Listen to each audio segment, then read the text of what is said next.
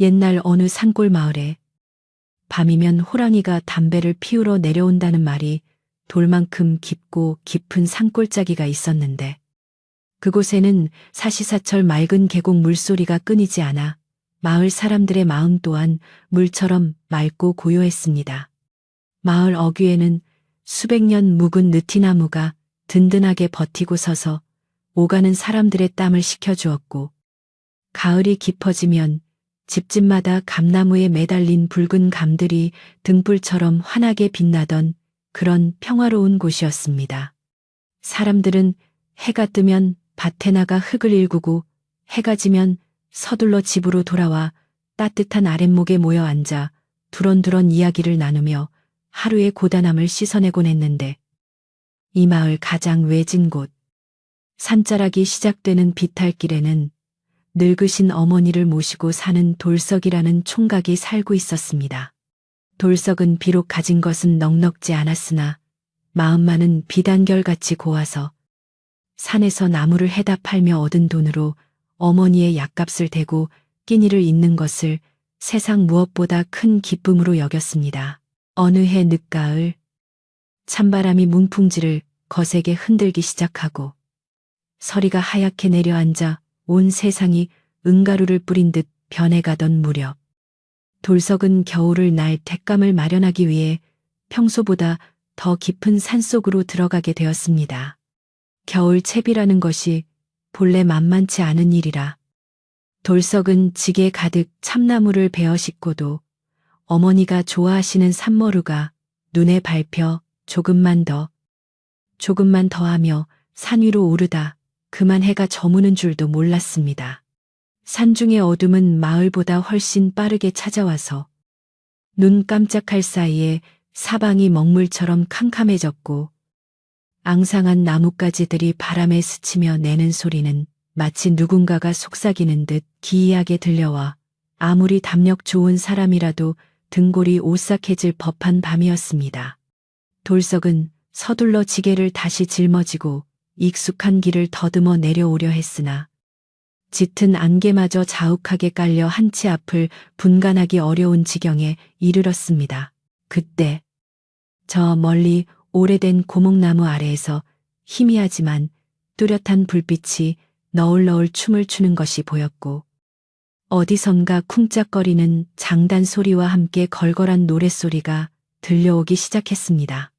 돌석은 혹시라도 길을 잃은 다른 마을 사람이 있나 싶어 조심스럽게 발걸음을 옮겨 그 불빛이 있는 쪽으로 다가갔는데 가까이 갈수록 그 소리는 사람의 것이라기보다는 짐승이 으르렁거리는 소리와 쇠붙이가 부딪히는 소리가 섞인 듯 기묘했습니다.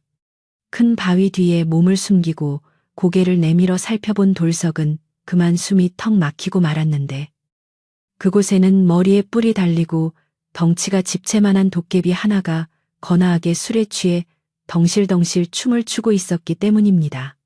도깨비는 손에 울퉁불퉁하게 생긴 방망이를 하나 들고 있었는데 춤을 추다가 흥에 겨워 바닥을 탁 치면 번쩍하고 불꽃이 튀는 것이 예사 물건이 아닌 듯 보였습니다.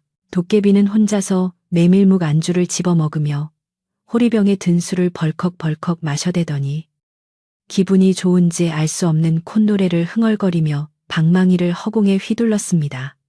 금, 나와라, 뚝딱. 은 나와라, 뚝딱 하고 외치는 소리가 산이 쩌렁쩌렁 울리도록 컸으나 어찌된 영문인지 도깨비가 너무 취한 탓에 방망이 끝에서는 금은보화 대신 누런 낙엽들과 도토리들만 우수수 쏟아져 내릴 뿐이었습니다. 도깨비는 그 모습이 우스운지 혼자서 배를 잡고 껄껄대며 웃다가 비틀거리며 춤을 계속 추었는데 그 춤사위가 어찌나 격한지 주변의 억새들이 바람에 누운 듯 바닥에 납작 엎드릴 정도였습니다. 돌석은 혹시라도 도깨비에게 들킬까봐 숨소리조차 크게 내지 못하고 바위 뒤에 납작 엎드려 그 기이한 광경을 지켜보고 있었는데 한참을 그렇게 놀던 도깨비가 술기운을 이기지 못하고 그만 고목나무 뿌리를 베개 삼아 털썩 쓰러져 코를 골기 시작했습니다. 도깨비의 코 고는 소리는 마치 천둥이 치는 것 같아서 땅이 드르렁 드르렁 울렸고 그 소리에 놀란 산새들이 푸드덕거리며 날아오를 정도였으나 정작 도깨비는 세상 모르고 깊은 잠에 빠져들었습니다. 돌석은 이때가 기회다 싶어 살금살금 뒷걸음질 쳐서 그 자리를 벗어나려 했는데 달빛에 비친 도깨비의 손에서 스르르 미끄러져 바닥에 뒹구는 방망이가 눈에 들어왔습니다. 그것은 겉보기에는 그저 낡고 거친 나무 토막처럼 보였으나 은은하게 푸른 빛을 내뿜으며 묘한 기운을 풍기고 있어서 돌석의 발길을 저절로 멈추게 만들었습니다. 돌석은 저 귀한 물건을 산짐승들이 물어가거나 잃어버리면 도깨비가 나중에 잠에서 깨어 화를 낼지도 모른다는 순박한 걱정이 앞서 잠시 망설이다가 용기를 내어 조심스럽게 도깨비 곁으로 다가갔습니다.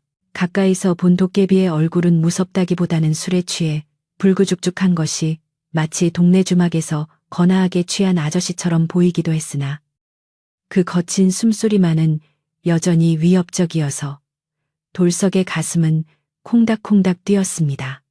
돌석은 떨리는 손으로 바닥에 떨어진 방망이를 집어 들었는데 그 순간 손끝에서 찌릿한 전기가 통하는 듯한 느낌과 함께 알 수 없는 따뜻한 온기가 온몸으로 퍼져나가는 것을 느꼈습니다. 방망이는 생각보다 묵직했고 손에 착 감기는 느낌이 들었는데 돌석은 이것을 훔쳐서 부자가 되겠다는 생각보다는 일단 이것을 안전한 곳에 두었다가 훗날 주인이 찾으러 오면 돌려주거나 아니면 도깨비가 술에서 깨어 찾지 못해 마을로 내려와 행패를 부리는 일을 막아야겠다는 생각이 먼저 들었습니다. 돌석은 방망이를 지게의 백감 속에 깊숙이 숨겨 넣고는 도깨비가 깨기 전에 서둘러 산을 내려오기 시작했습니다. 산길을 내려오는 동안 돌석의 등 뒤에서는 자꾸만 이상한 바람 소리가 들리는 듯했고 누군가가 자신을 부르는 듯한 환청이 들려와 몇 번이나 뒤를 돌아보았으나 보이는 것은 오직 어둠 속에 잠긴 나무들 뿐이었습니다. 돌석은 식은땀을 흘리며 부지런히 발을 놀려 마을 어귀에 도착했을 때에야 비로소 안도의 한숨을 내쉴 수 있었는데 마을은 이미 깊은 잠에 빠져 개 짖는 소리조차 들리지 않는 고요함 속에 잠겨 있었습니다. 돌석은 자신의 집 살인문을 조심스럽게 밀고 들어와 지게를 내려놓았는데 방 안에서는 어머니의 가늘고 규칙적인 숨소리가 들려와 긴장했던 마음이 눈 녹듯 사라지는 것을 느꼈습니다.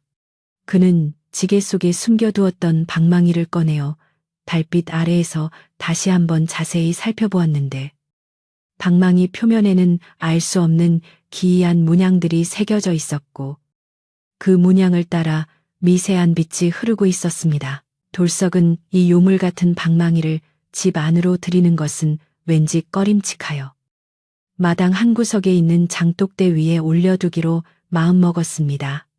장독대는 집안의 터주신이 머무는 곳이라 하여 가장 정갈하고 신성하게 여기는 곳이니 도깨비의 물건이라 할지라도 함부로 부정을 타지 않고 안전하게 보관할 수 있을 것이라는 믿음 때문이었습니다.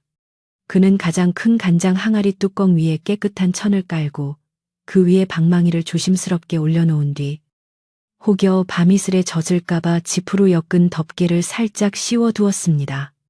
그러고는 부엌으로 들어가 물 한 사발을 들이켜 목을 축이고 금마루에 앉아 잠시 밤하늘을 올려다보았는데 유난히 밝은 달이 마치 오늘 밤의 일을 모두 지켜보고 있었다는 듯 그를 내려다보고 있어 괜스레 마음이 숙연해졌습니다. 그런데 바로 그때 돌석의 집 담장 너머에서 부스럭거리는 소리와 함께 누군가의 시선이 느껴졌는데 그것은 바로 이웃에 사는 칠성이라는 사내였습니다. 칠성은 본래 신보가 고약하고 남 잘되는 꼴을 못 보는 성격으로 밤마다 노름판을 기웃거리거나 술에 취해 남의 집 밭두렁을 허물고 다니는 마을의 골칫덩어리였습니다. 그날 밤도 칠성은 읍내 장터에서 노름으로 돈을 다 날리고 홧김에 술을 마신 뒤 비틀거리며 집으로 돌아오던 길이었는데 늦은 밤 돌석이 지게를 지고 허둥지둥 들어오는 것을 보고는 호기심이 발동하여 담벼락에 바짝 붙어 안을 엿보고 있었던 것입니다. 칠성은 돌석이 지게에서 무언가 번쩍이는 물건을 꺼내 장독대에 모셔두는 것을 두 눈으로 똑똑히 보았고 술기운에 흐릿한 눈을 비비며 다시 보아도 그것은 예사 물건이 아닌 보물처럼 보였습니다. 칠성은 침을 꼴깍 삼키며 생각하기를 저 미련한 돌석이 놈이 산에서 산삼이라도 캤나 아니면 금덩이라도 주었나 저리 귀하게 모시는 꼴을 보니 필시 큰돈이 될 물건이 분명하다 하며 엉큼한 마음을 품기 시작했습니다. 돌석은 그런 줄도 모르고 방으로 들어가 곤히 잠든 어머니의 이불깃을 여며드리고는 고단한 몸을 뉘어 잠을 청하려 했으나 도깨비 방망이의 잔상이 눈앞에 아른거려 쉽게 잠들지 못하고 뒤척였습니다. 한편 담장 밖에 칠성은 돌석의 방에 불이 꺼지기를 기다리며 추위에 몸을 떨면서도 탐욕에 눈이 멀어 그 자리를 떠나지 않고 뱀처럼 웅크리고 앉아 기회를 엿보고 있었습니다. 밤바람은 점점 차가워져 살을 애는 듯 했으나 칠성의 마음속에는 이미 그 물건을 차지하여 떵떵거리고 살 생각에 뜨거운 욕망의 불길이 타오르고 있었습니다. 돌석은 자리에 누워 생각에 잠겼는데 내일 날이 밝는 대로 산신각에 가서 기도를 올리고 이 물건을 어떻게 처리해야 할지 마을 어르신이나 스님께 여쭤봐야겠다고 다짐했습니다.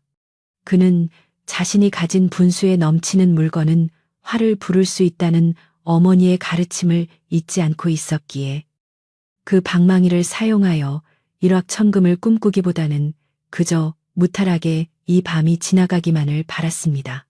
그러나 세상 일이라는 것이 마음먹은 대로만 흘러가지는 않는 법이라 돌석의 집 마당에는 이미 불길한 기운이 스멀스멀 피어오르고 있었고 장독대 위에 놓인 방망이 또한 주인이 아닌 자의 탐욕스러운 시선을 감지한 듯 집덮개 아래에서 미세하게 진동하며 우문거리는 소리를 내고 있었습니다. 돌석이 간신히 선잠이 들었을 무렵 마을의 개들이 일제히 컹컹 짖어대기 시작했는데 이는 마치 곧 닥쳐올 재앙을 경고하는 듯한 소리였습니다. 칠성은 개 짖는 소리에 깜짝 놀라 움찔했으나 곧 조용해지자 회심의 미소를 지으며 담장을 넘을 준비를 했습니다. 칠성의 눈에는 이미 그 방망이가 자신을 부자로 만들어줄 요술 지팡이로밖에 보이지 않았고 돌석 같은 가난뱅이가 그런 귀한 물건을 가지고 있는 것은 돼지목의 진주 목걸이라며 스스로의 도둑질을 정당화하고 있었습니다. 그는 소리를 죽이기 위해 신발을 벗어 허리춤에 차고 낡은 담벼락의 틈을 밟고 올라서서 돌석 내 마당을 내려다보았는데 달빛을 받아 반짝이는 장독대 위에 그 물건은 칠성을 향해 손짓하는 듯 더욱 영롱한 빛을 발하고 있었습니다. 칠성은 숨을 죽이고 살금살금 마당으로 내려섰고 마치 제 집 안방을 드나들듯 자연스럽게 장독대로 다가가 떨리는 손을 뻗었습니다. 돌석의 집 툇마루 밑에 살던 늙은 고양이 한 마리가 칠성을 보고 날카롭게 울었으나 칠성은 배라고 침을 뱉으며 발길질을 하는 신요수로 고양이를 쫓아버렸습니다. 그는 장독대 앞에 서서 주위를 한번 휘둘러 본 뒤 집 덮개를 걷어내고 드디어 그 문제의 방망이를 손에 쥐게 되었습니다. 칠성이 방망이를 잡는 순간 돌석이 느꼈던 따뜻한 온기와는 달리 차갑고 묵직한 냉기가 손바닥을 타고 팔뚝까지 전해져 왔으나 탐욕에 눈이 먼 칠성은 그것을 그저 보물의 신비한 기운이라고 착각하며 희희낙낙했습니다. 그는 방망이를 품에 안고 다시 담을 넘어 자신의 집으로 도망치기 시작했는데 그의 발걸음은 도둑질을 했다는 두려움보다는 횡재를 했다는 기쁨으로 인해 구름 위를 걷는 듯 가벼웠습니다. 한편 깊은 산속 고목나무 아래에서 잠을 자던 도깨비는 꿈속에서 자신의 소중한 보물을 잃어버리는 꿈을 꾸고는 깜짝 놀라 눈을 번쩍 떴습니다. 술이 덜 깬 도깨비는 비몽사몽간에 주위를 두리번거리며 자신의 방망이를 찾았으나 아무리 찾아도 방망이는 보이지 않았고 오직 낙엽만 뒹굴고 있을 뿐이었습니다. 도깨비의 얼굴은 순식간에 불그락 푸르락 변했고 그의 입에서는 뜨거운 김이 뿜어져 나왔는데 이는 곧 산아래 마을에 닥쳐올 거대한 폭풍의 전조와도 같았습니다. 도깨비는 자신이 가장 아끼는 물건이 사라졌다는 사실에 분노하며 쿵쿵 발을 구르기 시작했고 그 진동은 산을 타고 내려와 돌석의 마을까지 미세하게 전해졌습니다. 그러나 잠든 마을 사람들은 그것이 그저 멀리서 치는 천둥 소리라고만 생각하며 이불을 더 끌어당길 뿐이었습니다. 돌석은 꿈속에서 커다란 바위가 자신을 짓누르는 듯한 답답함을 느끼며 식은땀을 흘리고 있었고 칠성은 자신의 집 안방에 들어와 문을 굳게 걸어 잠그고 훔쳐온 방망이를 이리저리 훑어보며 입이 귀에 걸릴 듯 좋아하고 있었습니다. 칠성은 이제 자신도 떵떵거리는 부자가 되어 남들을 부리며 살 수 있을 것이라는 헛된 꿈에 부풀어 방망이를 들고 주문을 외울 준비를 했습니다. 마을의 밤 공기는 폭풍전야처럼 무겁게 가라앉았고 하늘의 달마저 구름 뒤로 숨어버려 세상은 더욱 짙은 어둠 속으로 빠져들었습니다. 이것으로 도깨비 방망이를 둘러싼 기이하고도 위험한 밤에 서막이 올랐으니 과연 칠성의 욕심이 불러올 결과가 무엇일지는 아무도 알지 못한 채 밤은 깊어만 갔습니다.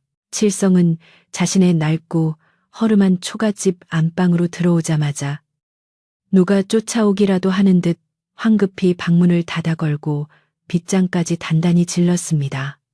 방 안은 우풍이 들어 썰렁하기 그지없었으나 칠성의 이마에는 땀방울이 송글송글 맺혀 있었고 가슴은 방망이질하듯 요란하게 뛰고 있었습니다.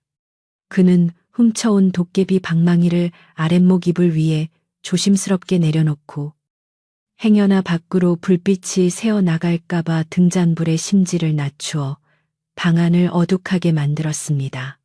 칠성은 마른 침을 꿀꺽 삼키며 방망이를 다시 한번 자세히 뜯어보았는데 어두운 방 안에서도 방망이는 스스로 은은한 푸른 빛을 내뿜으며 기이한 존재감을 드러내고 있었습니다.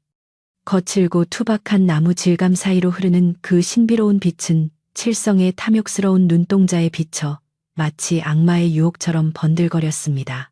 그는 떨리는 손으로 방망이를 쓰다듬으며 혼잣말로 중얼거렸는데 이제 나도 이 고생 끝이다. 내일부터는 이 마을 유지 행세를 하며 떵떵거리고 살 수 있겠구나 하며 김칫국부터 마시기 시작했습니다. 칠성의 머릿속에는 이미 기와집을 짓고 비단 옷을 입은 자신의 모습과 산더미처럼 쌓인 쌀가마니 그리고 자신에게 굽신거리는 마을 사람들의 모습이 파노라마처럼 스쳐 지나갔습니다. 그는 평소 자신을 무시하던 김진사댁 머슴이나 훈계하기 좋아하는 옆집 할멈의 코를 납작하게 해줄 생각에 절로 웃음이 새어나왔습니다.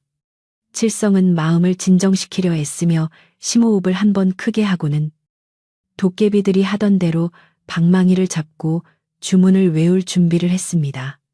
비록 도깨비가 춤추며 흥얼거리던 가락을 정확히 기억하지는 못했으나 금 나와라 뚝딱이라는 말만은 귓가에 생생하게 남아있었기 때문입니다. 칠성은 무릎을 꿇고 앉아 경건한 마음으로 방망이를 두 손으로 잡고 천장을 향해 높이 치켜들었습니다. 그리고는 낮지만 힘있는 목소리로 첫 번째 주문을 외쳤습니다. 금 나와라 뚝딱 하고 방망이를 바닥에 내리치자 방바닥이 울리는 둔탁한 소리와 함께 허공에서 무언가가 반짝이며 떨어졌습니다. 그것은 놀랍게도 손바닥만 한 순금 덩어리였는데 묵직한 소리를 내며 장판 위에 떨어져 구르는 모습이 꿈만 같았습니다.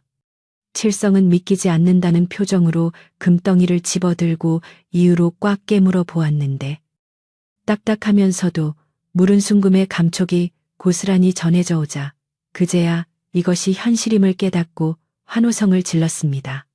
됐다. 정말로 금이 나왔어. 칠성의 목소리는 기쁨에 겨워 갈라졌고 그의 눈은 탐욕으로 붉게 충혈되기 시작했습니다. 한 번 맛을 본 칠성은 이제 멈출 수가 없어서 미친 사람처럼 방망이를 휘두르기 시작했습니다. 은 나와라, 뚝딱살 나와라, 뚝딱 비단 나와라, 뚝딱. 그가 외칠 때마다 허공에서는 은돈이 짤랑거리며 쏟아지고 하얀 쌀알이 소나기처럼 내렸으며 형형색색의 비단들이 뱀처럼 흘러내려 좁은 방 안을 가득 채우기 시작했습니다. 칠성은 쏟아지는 보물들에 파묻혀 허우적거리면서도 입가에는 침을 질질 흘리며 웃음을 멈추지 않았습니다. 방 안은 순식간에 난장판이 되었으나 칠성의 눈에는 오직 황금빛만이 가득 차 있어 발 디딜 틈 없이 쌓여가는 물건들이 자신을 옥죄어 오고 있다는 사실조차 인지하지 못했습니다. 그의 욕심은 밑빠진 독과 같아서 채우고 또 채워도 결코 만족할 줄을 몰랐습니다. 그러나 세상에 이치란 과하면 반드시 탈이 나는 법이라. 주인이 아닌 자가 요물을 함부로 휘두르니 방망이인들 온전할 리가 없었습니다. 칠성이 숨이 턱에 닿도록 방망이를 휘두르며 돈 나와라 뚝딱을 100번째쯤 외쳤을 때 갑자기 방망이의 푸른빛이 검붉은 색으로 변하며 기분 나쁜 진동을 하기 시작했습니다. 방 안의 공기가 순식간에 차갑게 식으면서 매캐한 냄새가 진동하기 시작했는데 이는 마치 무덤 속에서나 맡을 법한 쾌쾌하고 썩은 내 같았습니다.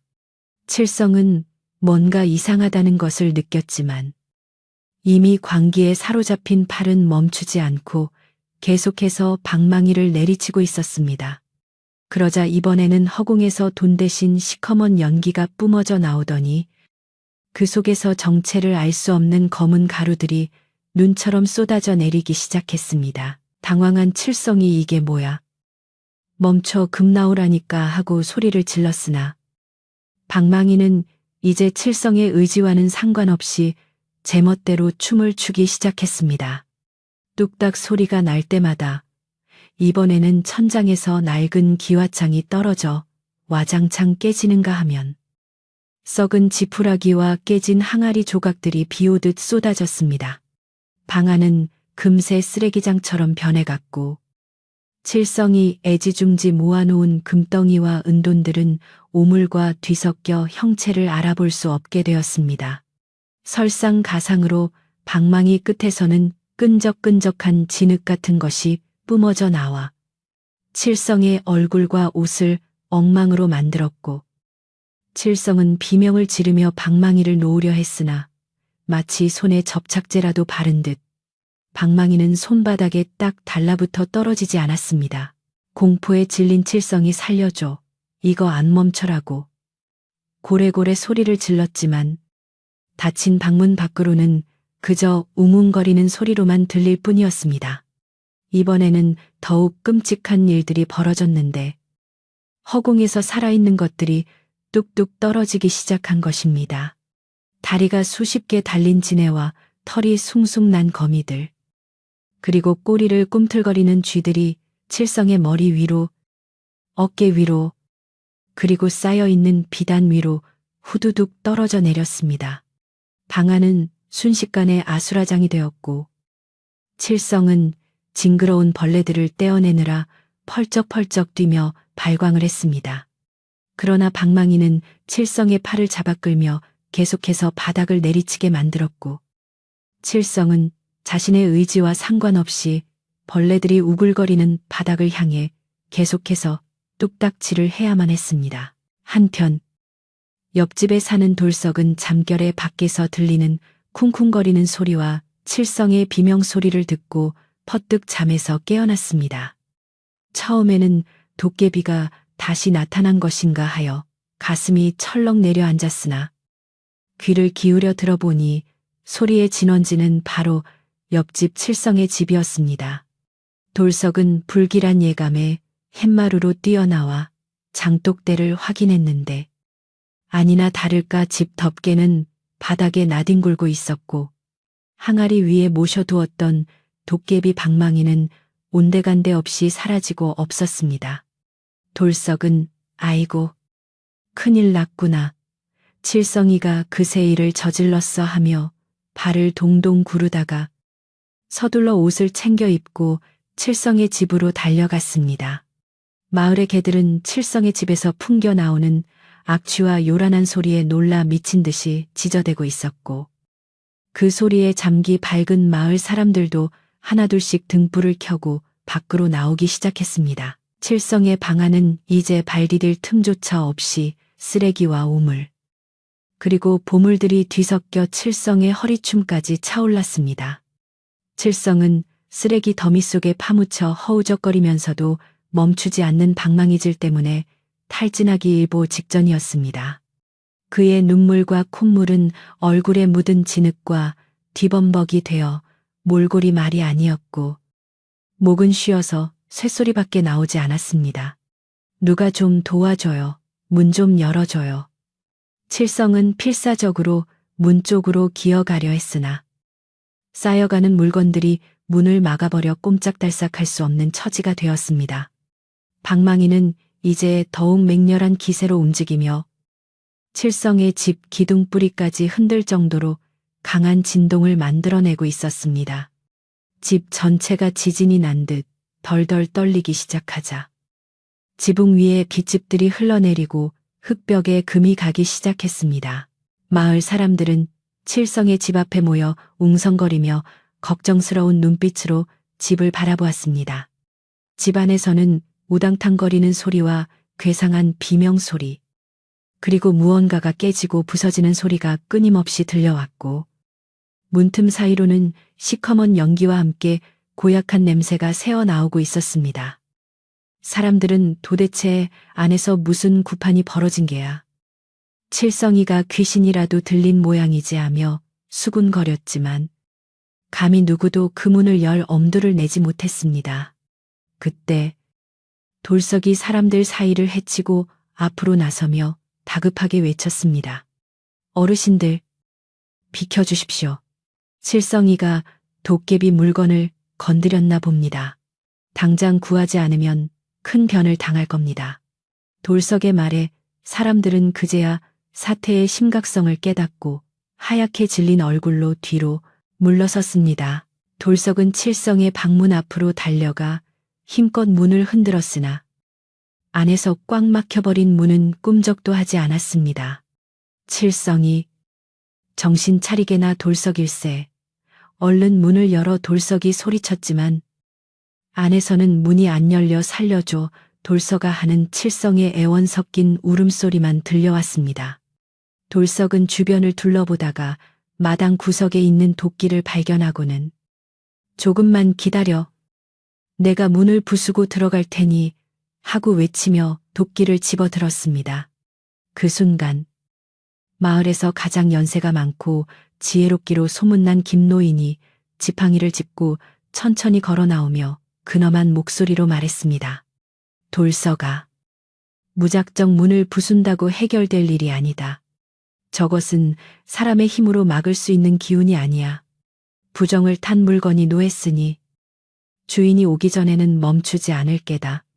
김노인의 말에 돌석은 도끼를 든 손을 멈칫하며 칠성의 방을 쳐다보았습니다. 방 안의 소란은 더욱 커져서 이제는 마치 수백 마리의 말들이 방 안을 뛰어다니는 듯한 굉음이 들려왔습니다. 칠성은 방 안에서 날아다니는 깨진 그릇 파편에 맞아 이마가 찢어지고 떨어지는 쌀가마니에 깔려 신음하고 있었습니다. 그의 욕심이 불러온 재앙은 그 자신뿐만 아니라 집안 전체를 삼켜버릴 기세였고 흘러나온 오물들은 문틈을 타고 마당으로 흘러나와 사람들의 발밑까지 적시기 시작했습니다. 그 오물 속에는 칠성이 그토록 원했던 금돈과 은돈이 섞여 있었으나 이제 그것들은 더러운 오물덩어리에 불과해 아무도 거들떠보지 않았습니다. 탐욕의 끝이 얼마나 허망하고 추악한지를 보여주는 참혹한 광경이었습니다. 그때 갑자기 마을 뒤편 산 쪽에서 산이 무너지는 듯한 거대한 포효 소리가 들려왔습니다. 으아아, 내 방망이, 내 보물 어떤 놈이냐. 그 목소리는 천둥보다 더 크고 맹수보다 더 사나워서 듣는 사람들의 오금을 저리게 만들었습니다. 마을 사람들은 공포에 질려 서로를 부둥켜 안았고 지저대던 개들마저 꼬리를 내리고 구석으로 숨어들었습니다.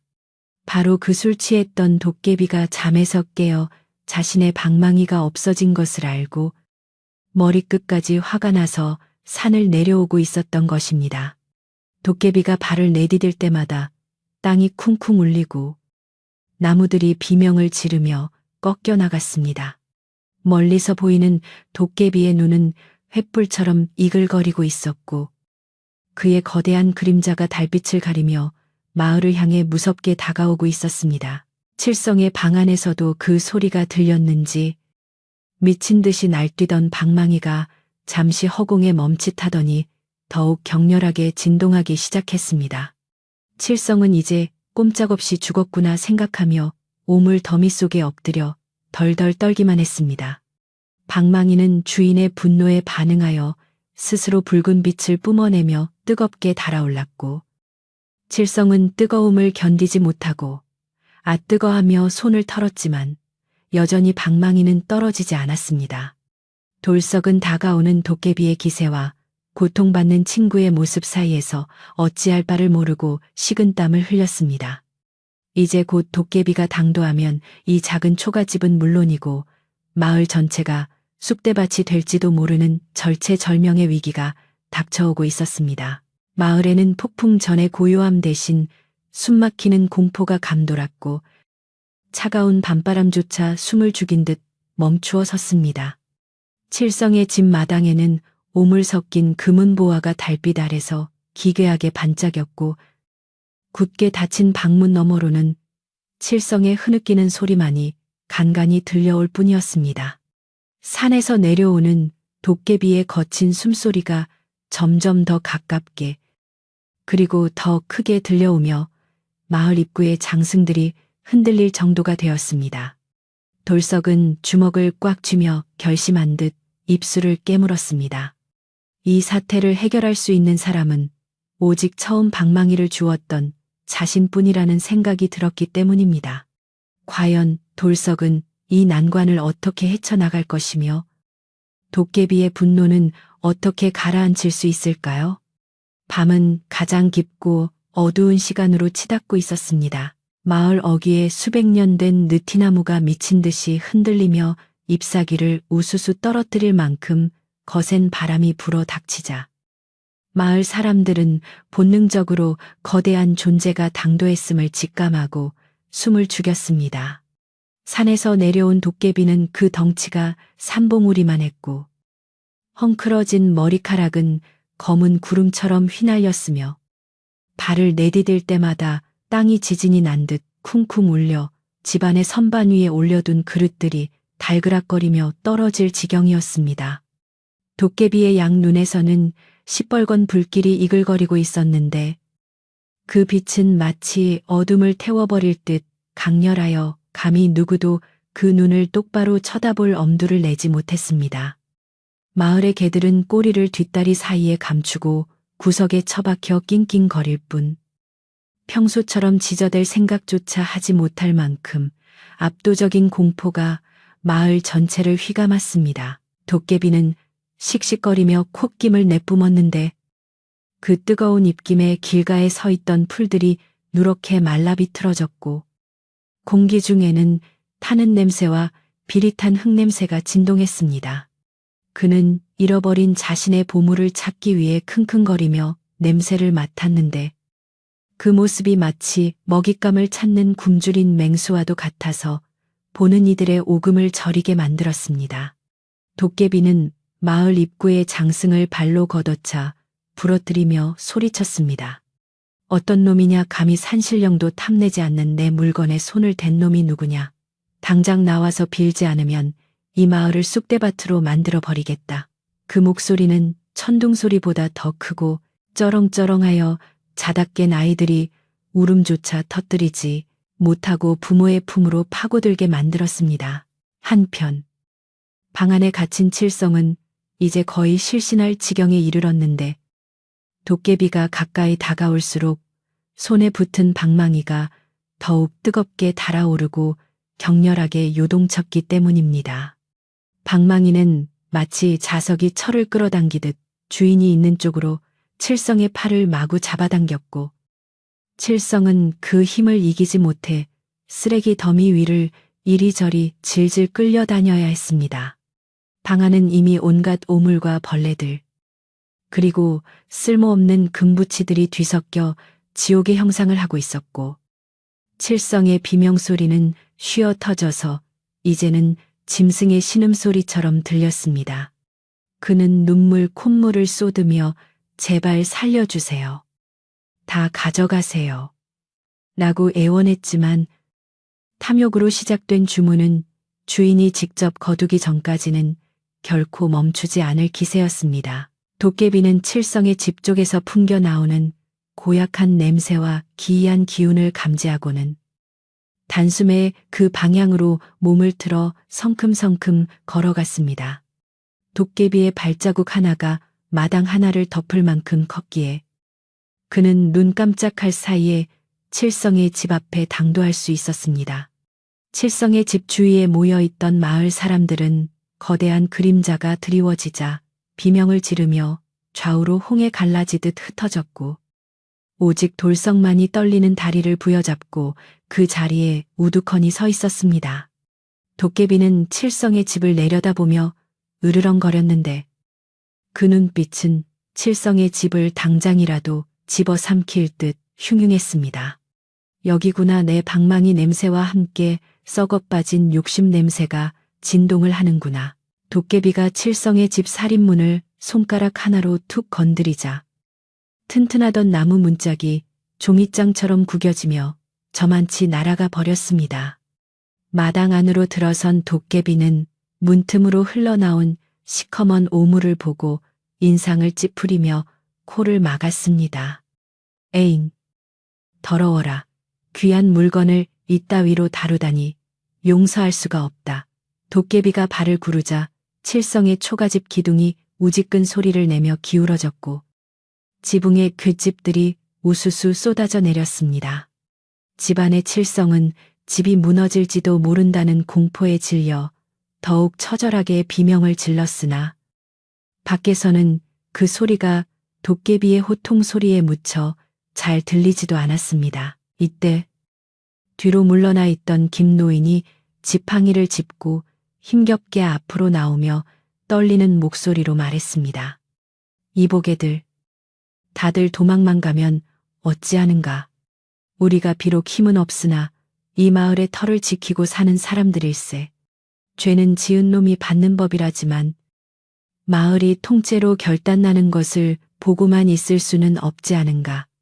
김노인의 말에 몇몇 젊은 장정들이 용기를 내어 낫과 몽둥이를 들고 나섰으나 도깨비의 거대한 덩치를 보고는 다시금 주춤거리며 뒷걸음질 쳤습니다.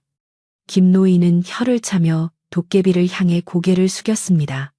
산중의 주인이시여, 우매한 인간이 욕심에 눈이 멀어 큰 실수를 저질렀습니다. 부디 노여움을 거두시고 자비를 베풀어 주십시오.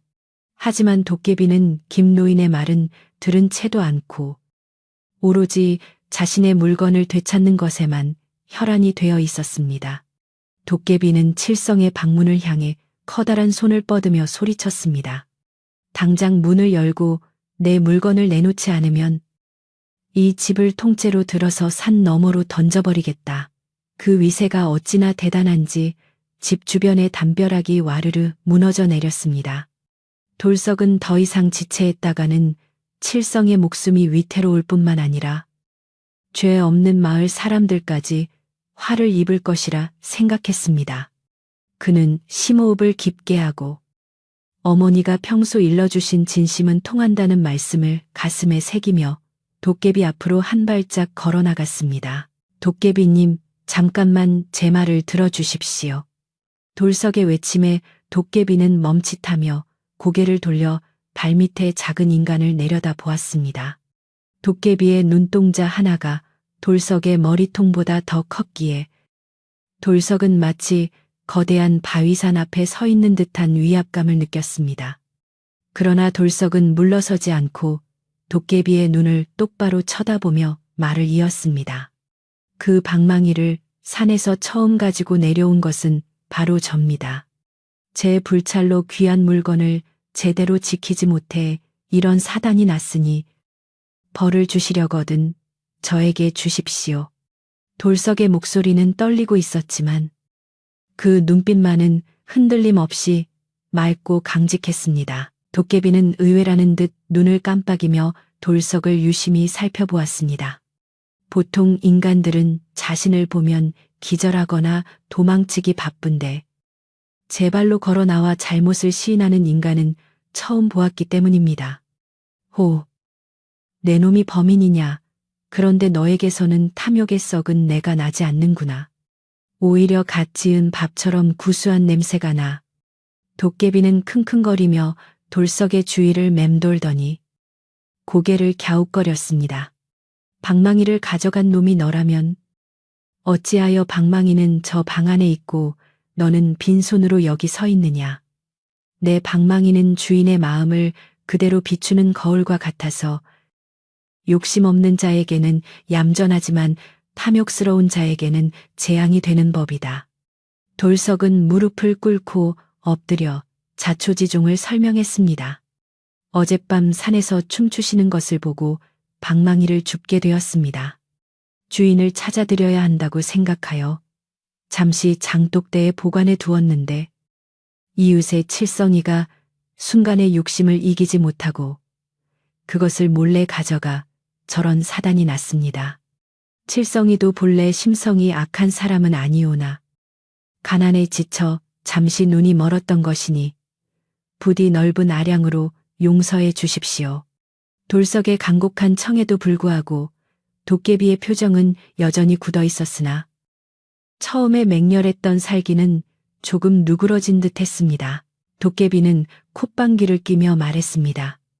흥, 인간들의 변명은 언제 들어도 구구절절하구나. 허나 내 놈의 말이 사실이라면 저 안에 있는 놈은 이미 제 욕심에 갇혀 죽을 맛을 보고 있겠구나. 도깨비는 칠성의 방문 앞으로 성큼 다가가더니 거추장스럽다는 듯 손바닥으로 문짝을 후려쳤습니다. 열려라. 도깨비의 기합 소리와 함께 굳게 닫혀있던 방문이 산산조각이 나며 떨어져 나갔고 그 순간 방 안에 꽉 차 있던 엄청난 양의 쓰레기와 오물들이 본물 터지듯 마당으로 쏟아져 나왔습니다. 그 광경은 실로 참혹하고도 기이했습니다. 황금 덩어리와 썩은 지푸라기, 은돈과 깨진 기왓장, 그리고 수천 마리의 벌레들이 뒤엉켜 폭포수처럼 흘러나왔고 그 쓰레기 더미의 맨 꼭대기에 칠성이 처박혀 굴러떨어졌습니다. 칠성은 온몸이 오물로 뒤범벅이 되어 사람의 형상인지 짐승의 형상인지 분간할 수 없을 지경이었고 그의 오른손에는 여전히 도깨비 방망이가 찰거머리처럼 딱 달라붙어 윙윙거리고 있었습니다. 마을 사람들은 그 끔찍한 몰골을 보고 경악하여 입을 다물지 못했고 몇몇은 헛구역질을 하며 고개를 돌렸습니다. 도깨비는 그 난장판을 보고 배를 잡고 껄껄거리며 웃었습니다. 꼴 좋다. 내 방망이가 제대로 주인을 만났구나. 금 나와라 뚝딱 했더니 똥이 나왔느냐. 내 놈 마음속에 똥만 가득 차 있으니 똥이 나올 수밖에. 도깨비의 웃음소리는 비웃음이라기보다는 인간의 어리석음을 통탄하는 호통에 가까웠습니다. 칠성은 땅바닥을 기어 도깨비의 발 아래로 다가가 머리를 조아리며 울부짖었습니다. 도깨비님, 제가 잘못했습니다. 제발 이 방망이 좀 떼어주십시오. 다시는 남의 물건에 손대지 않겠습니다. 칠성의 눈물은 진심 어린 후회로 범벅이 되어 있었습니다. 칠성의 손에 붙은 방망이는 도깨비가 가까이 오자 더욱 격렬하게 진동하며 붉은 빛을 뿜어냈는데 이는 마치 주인에게 돌아가고 싶어 안달이 난 강아지처럼 보였습니다. 도깨비는 웃음을 멈추고 엄한 표정으로 칠성을 내려다보며 말했습니다. 이 물건은 본래 도깨비들의 장난감일 뿐 인간의 욕심을 채워주는 도구가 아니다. 네가 흘린 땀 한 방울이 금 한 돈보다 귀한 줄 모르고 요행을 바랐으니 그 대가를 치른 것이다. 도깨비가 손을 뻗어 방망이를 잡자 칠성의 손에 본드처럼 붙어있던 방망이가 거짓말처럼 톡 하고 떨어져 나갔습니다. 방망이가 도깨비의 손에 들어가자마자 마당을 가득 채웠던 윙윙거리는 소음과 진동이 순식간에 멈췄습니다. 그러나 마당에 쏟아진 산더미 같은 오물과 쓰레기, 그리고 기어다니는 벌레들은 그대로 남아있어 칠성의 집은 여전히 폐허나 다름없었습니다. 칠성은 방망이가 떨어진 손을 부여잡고 안도의 한숨을 내쉬었으나 자신의 집과 마당 꼴을 보고는 다시금 절망에 빠져 고개를 들지 못했습니다. 도깨비는 되찾은 방망이를 허리춤에 쓱 문지르며 만족스러운 표정을 지었으나 아직 마을 사람들과 돌석을 향한 시선은 거두지 않았습니다. 도깨비는 방망이를 어깨에 턱 걸치고 돌석을 바라보며 물었습니다. 자, 내 물건은 찾았고 이 녀석에게 벌도 충분히 주었다. 하지만 내 잠을 깨우고 기분을 상하게 한 죄는 아직 남아있다. 이 더러운 꼴을 보고 그냥 돌아갈 수는 없지 않느냐. 도깨비의 말에 마을 사람들은 다시 긴장하며 숨을 죽였습니다. 도깨비가 심술이라도 부려 방망이를 한번 휘두르면 마을 전체가 불바다가 될 수도 있는 상황이었습니다. 돌석은 침을 꿀꺽 삼키며 다시 한번 용기를 내어 입을 열었습니다. 도깨비님, 칠성이가 지은 죄는 크지만 이미 충분히 고통받았습니다. 그리고 이 마을 사람들은 도깨비님이 노하실까봐 두려움에 떨며 뜬 눈으로 밤을 지새웠습니다. 부디 저희들의 정성을 봐서라도 화를 푸시고 이 흉한 것들을 거두어 주실 수는 없겠습니까? 돌석은 마을 사람들을 대표하여 간절히 청했습니다. 김노인도 옆에서 거들며 그렇습니다. 산신의 사자이신 도깨비님께서 자비를 베풀어 주시면 우리 마을 사람들이 대대로 그 은혜를 잊지 않고 모시겠습니다. 라고 읍소했습니다. 도깨비는 돌석과 김노인 그리고 겁에 질린 마을 사람들을 천천히 둘러보았습니다. 그의 험상해진 얼굴에 묘한 표정이 스쳐 지나갔습니다. 단순한 분노가 아닌 인간들의 어리석음과 그 속에 숨겨진 작은 진심들을 저울질하는 듯한 표정이었습니다. 밤하늘의 구름이 걷히고 달빛이 다시 비치기 시작하자 도깨비의 거대한 그림자가 마을을 덮었습니다. 이제 모든 것은 도깨비의 처분에 달려 있었고 돌석은 두 손을 모으고 도깨비의 입에서 떨어질 다음 말을 기다렸습니다. 과연 도깨비는 이 난장판을 뒤로하고 그냥 떠날 것인지 아니면 또 다른 조화를 부릴 것인지 밤은 이제 마지막 결말을 향해 달려가고 있었습니다. 도깨비는 돌석의 간곡한 청을 듣고는 팔짱을 낀 채 한동안 말이 없었습니다. 그의 험상예춘 얼굴에는 고민하는 기색이 역력했고 그가 숨을 내쉴 때마다 콧김이 하얀 서리처럼 뿜어져 나와 주변의 공기를 차갑게 식혔습니다. 마을 사람들은 침을 삼키는 소리조차 내지 못하고 도깨비의 입만 쳐다보고 있었는데 마치 판관 앞에 선 죄인들처럼 그 처분만을 기다리는 형국이었습니다. 도깨비는 이윽고 굵은 손가락으로 수염을 쓰다듬으며 입을 열었는데 그 목소리는 처음의 분노보다는 한결 가라앉은 그러나 여전히 위험 있는 저음이었습니다. 내 놈의 눈빛을 보니 거짓은 없구나. 본래 인간들이란 재배 채우기에만 급급하여 남의 사정은 알 바 아니라고 여기는 족속 드리건을. 너는 어찌하여 저런 멍청한 놈을 위해 고개를 숙인단 말이냐.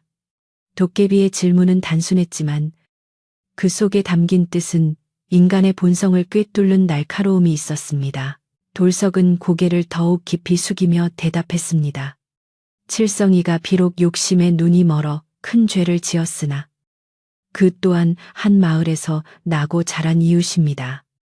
이웃이 고통받는데 나 몰라라 하는 것은 사람의 도리가 아니며 더욱이 저 흉한 몰골로 평생을 살게 할 수는 없지 않습니까?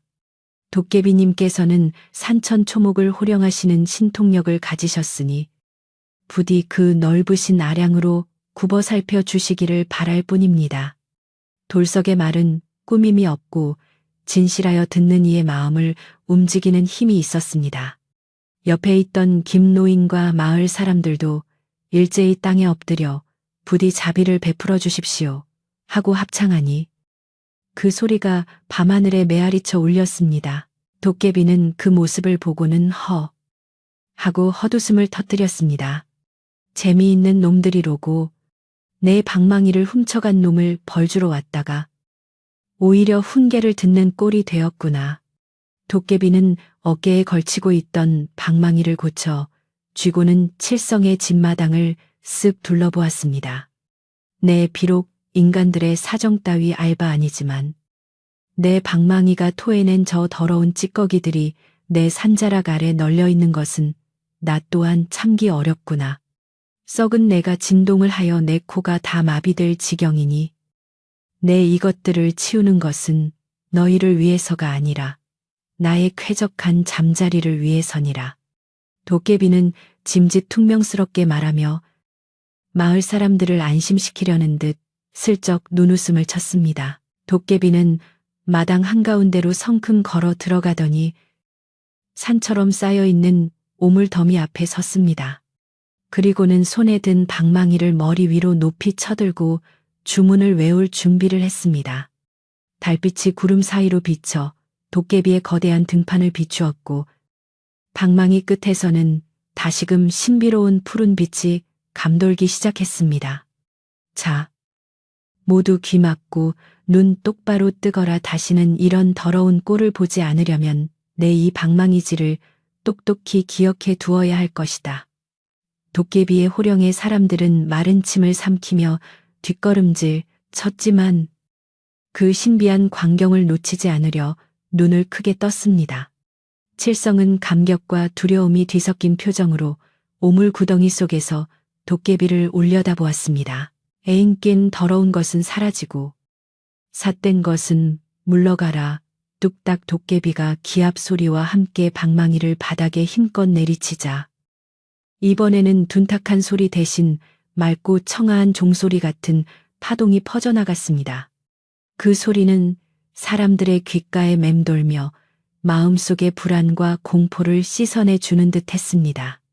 방망이가 바닥을 친 곳에서부터 눈부신 하얀 빛이 솟아오르더니 마치 밀물처럼 마당 전체로 퍼져나가기 시작했습니다.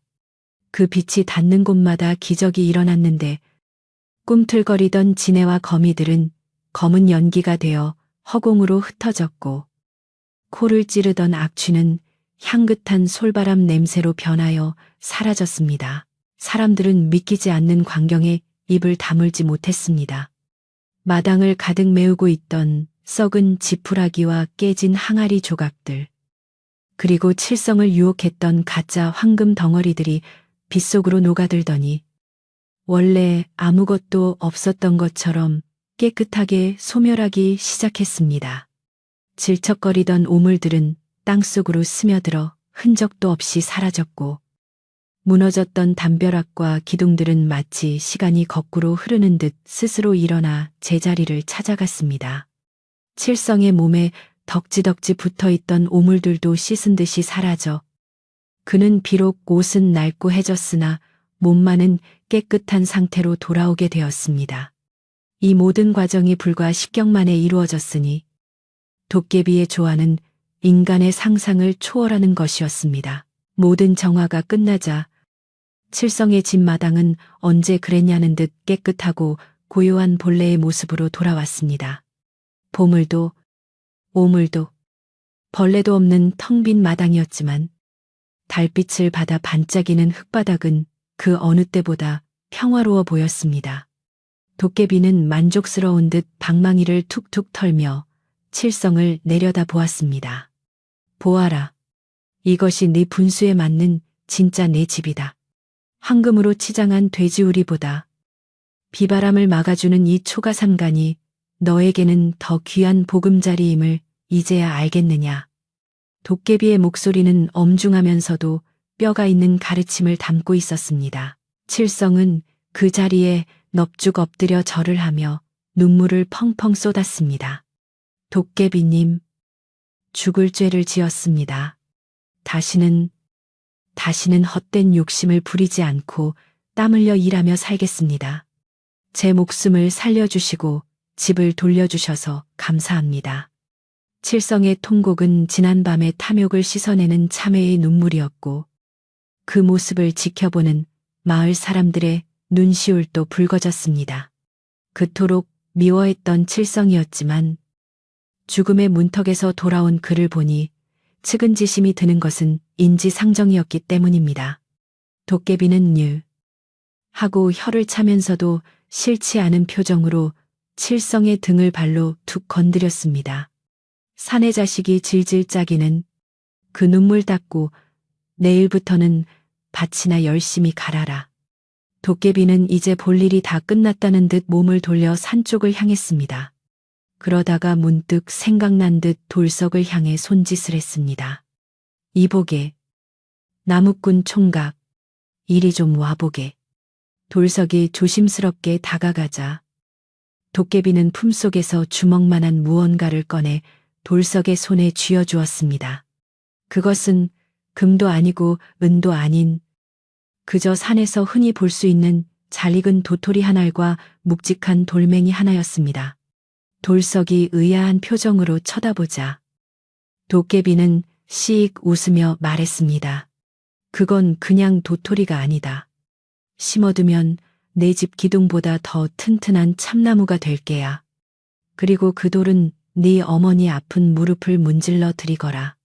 내 방망이 기운이 조금 묻어 있으니 효험이 있을 게다. 돌석은 그 소박하지만 귀한 선물에 감격하여 어쩔 줄을 몰라 했습니다. 금은보화보다 어머니의 건강을 챙겨주는 도깨비의 마음 씀씀이가 더없이 고마웠기 때문입니다. 도깨비님, 이 은혜를 어찌 다 갚아야 할지 모르겠습니다. 정말 감사합니다. 돌석이 허리를 굽혀 인사하자 도깨비는 쑥스러운 듯 코를 훌쩍이며 손사래를 쳤습니다. 됐다. 됐어. 내 잠을 깨운 값으로 퉁치자. 그리고 다들 명심해라. 내 방망이는 다시는 세상에 나오지 않을 테니 헛된 꿈일랑 꾸지 말고 두 다리 뻗고 잠이나 자거라. 도깨비는 그 말을 남기고는 휘적휘적 산속으로 걸어갔습니다. 도깨비의 거대한 그림자가 어둠 속으로 사라지자 마을에는 다시금 깊은 정막이 찾아왔습니다.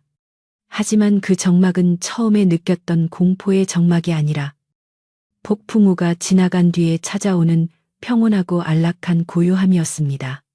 동쪽 하늘에서는 서서히 먼동이 터우며 푸르스름한 새벽빛이 마을을 감싸기 시작했습니다. 마을 사람들은 서로의 얼굴을 확인하며 안도의 한숨을 내쉬었고 살아있음에 감사하며 하나둘씩 집으로 돌아갈 채비를 했습니다.